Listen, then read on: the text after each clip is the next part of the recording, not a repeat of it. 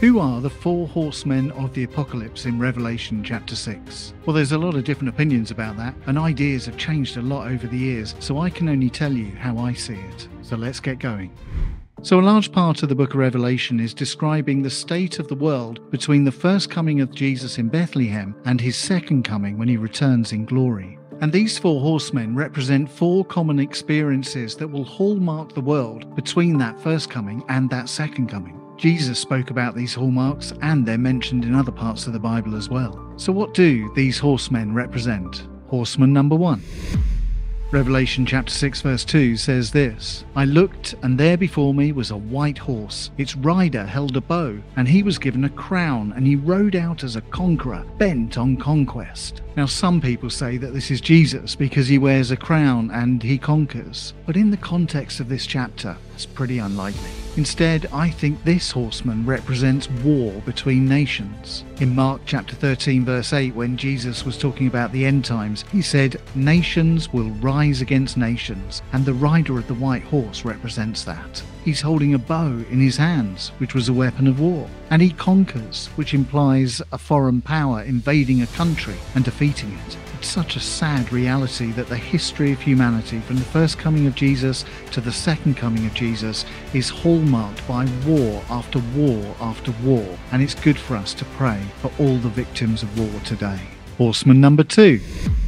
Verse 4 says this, "Then another horse came out, a fiery red one. Its rider was given power to take peace from the earth and to make people kill each other. To him was given a large sword." Well, that sounds pretty similar to the first horseman bringing war, doesn't it? But it's not. The first horseman carried a bow, which was a weapon of war.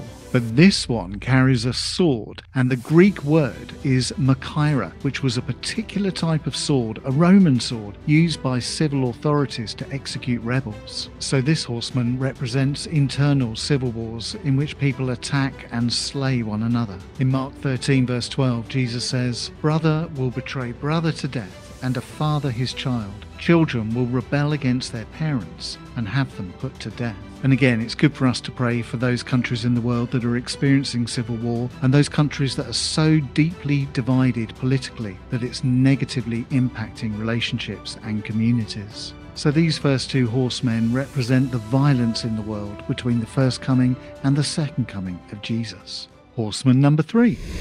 In Mark 13 verse 8, Jesus says this, "There will be earthquakes in various places and famines." Well, the third horseman of the apocalypse represents those famines. And here's why. First, he's carrying scales in his hands, which suggests that food will be carefully weighed and rationed out. And secondly, as the horseman rides out, a voice from heaven says this, "Then I heard what sounded like a voice among the 4 living creatures saying, 2 pounds of wheat for a day's wages, and 6 pounds of barley for a day's wages, and do not damage the oil and the wine."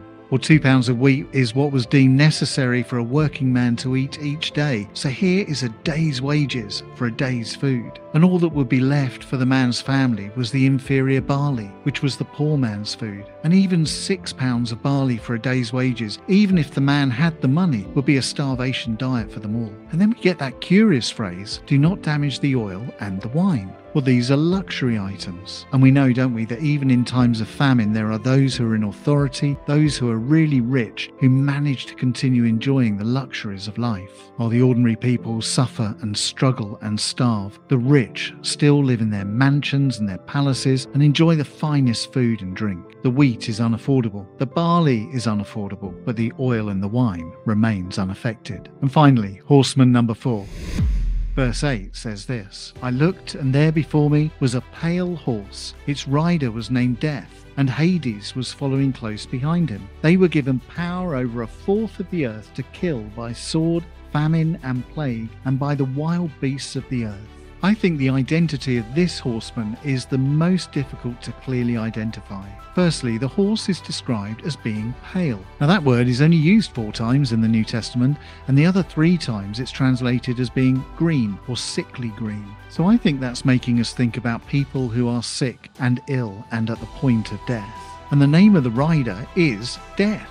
That's a bit confusing because the other 3 horsemen have brought death with them as well, haven't they? But the Greek word used here for death can also mean plague or pestilence. And when he speaks about the end times in Luke chapter 21 verse 11, Jesus says this: "There will be great earthquakes, famines and pestilences in many places." So this horseman represents those people who will die from plague and pestilence and disease. And then behind this horse walks Hades. Well, Hades is the place of the dead, and this verse gives us a symbolic number, 25%, of people who will die through wars and civil wars and famines and pestilence. Don't forget, it's not a single catastrophic event that's been prophesied here. It's a general comment that a large proportion of human deaths between the first coming and the second coming of Jesus will be sadly unnecessary, the result of human behaviours, war, civil wars, famines and plagues. So the first rider represents war between nations. The second rider represents civil strife between citizens. The third rider represents famine. And the fourth rider represents plague and pestilence. So what we have here then, what we call the four horsemen of the apocalypse,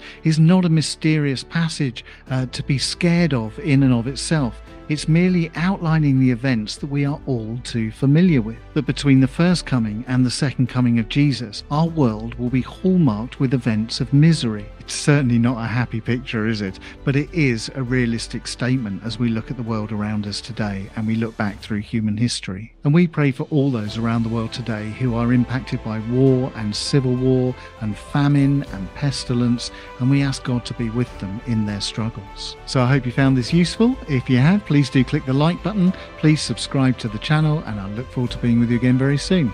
Bye bye.